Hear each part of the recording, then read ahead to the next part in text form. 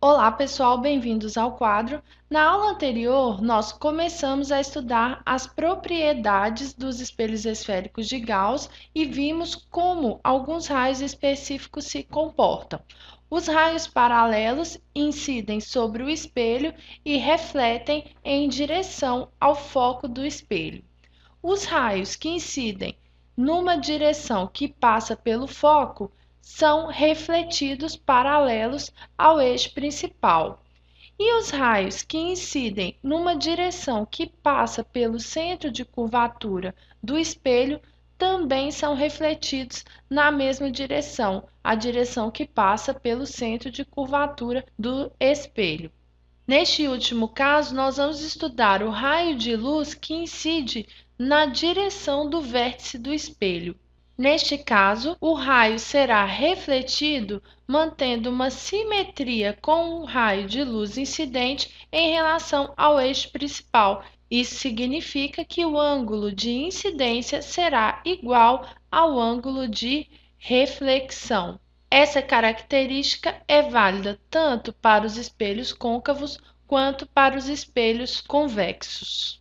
Pessoal, estejam bem atentos a essas 4 propriedades relacionadas à incidência de raios de luz específicos no espelho esférico. Por quê? São essas 4 propriedades que nós vamos utilizar para a construção geométrica de imagens que são formadas nos espelhos esféricos. Os 4 tipos de propriedades são válidas tanto para os espelhos côncavos quanto para os espelhos convexos. Então, estudem bem, se precisar, assistam a aula novamente e não fiquem com dúvida nessa parte, porque ela é muito importante para o estudo que nós vamos continuar a partir de agora. Antes de terminar, eu ainda tenho uma pergunta para vocês. É possível acender uma vela utilizando um espelho que será exposto sobre raios solares? Para responder a essa pergunta, vamos voltar um pouquinho na nossa aula. Relembre que foi falado que um feixe de luz paralelo, quando incide sobre um espelho côncavo, é refletido em direção ao foco e que esse feixe é um feixe de luz convergente e que, no caso dos espelhos convexos, o feixe de raios de luz refletidos é um feixe divergente.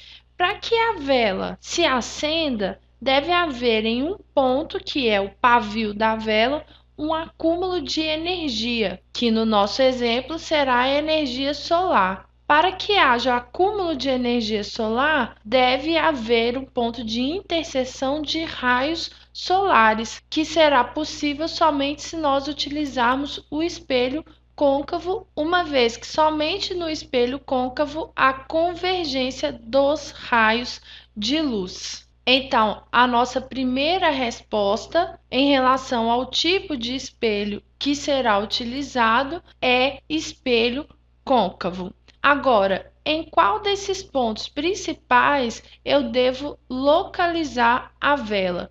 No centro de curvatura, no foco ou no vértice? Essa resposta é fácil, não é? Uma vez que eu já mostrei para vocês a figura anterior. Mesmo assim, vamos traçar os raios de luz solar. Vocês sabem que o feixe de raios de luz solar que incide sobre a Terra é um feixe de luz paralelo. Quando um feixe de luz paralelo incide sobre um espelho côncavo, o feixe de luz refletida segue passando sobre o foco. Neste caso, na região do foco, haverá um acúmulo de energia e a vela irá se acender.